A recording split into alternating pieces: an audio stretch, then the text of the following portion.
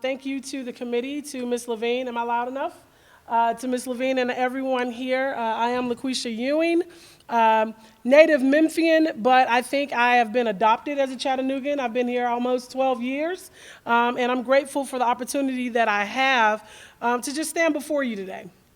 I, too, am trying to squeeze 35 years of living into 5 minutes, and so I'm not going to tell you my story. I'm going to tell you a story.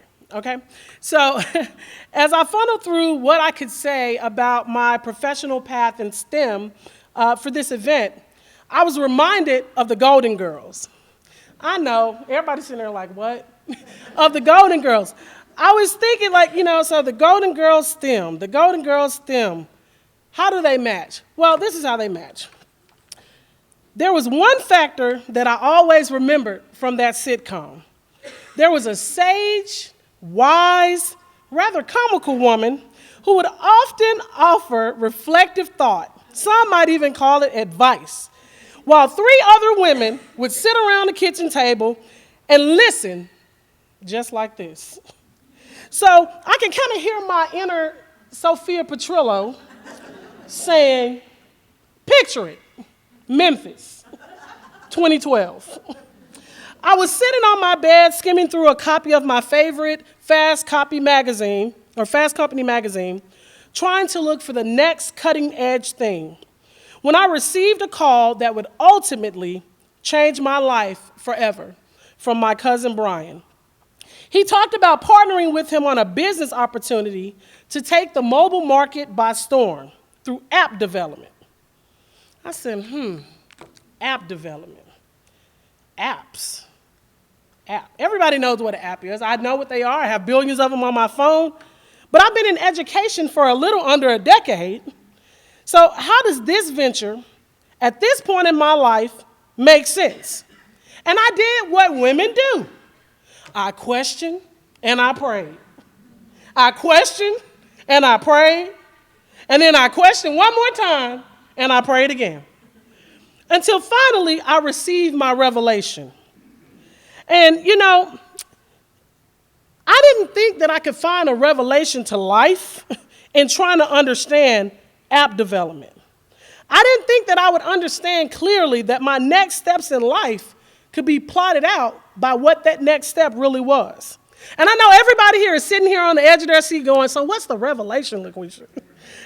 I found that applications were the greatest inanimate objects that I could use to describe my total life experiences. You see, an app is merely one or more programs, in my case, one or more opportunities as coming to Chattanooga, one or more experiences, losing loved ones along the way, one or more obstacles, trying to find out who I am in this world, designed to carry out operations for a specific function.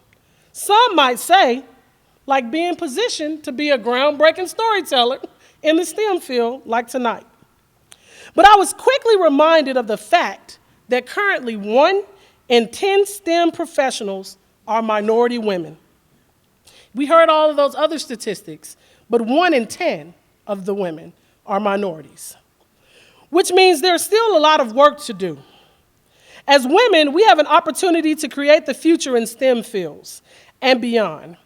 We get to decide what it will be for young ladies. We get to mold the futures. You see, just like application-based software, apps can't run by themselves. They have to be dependent upon bigger systems.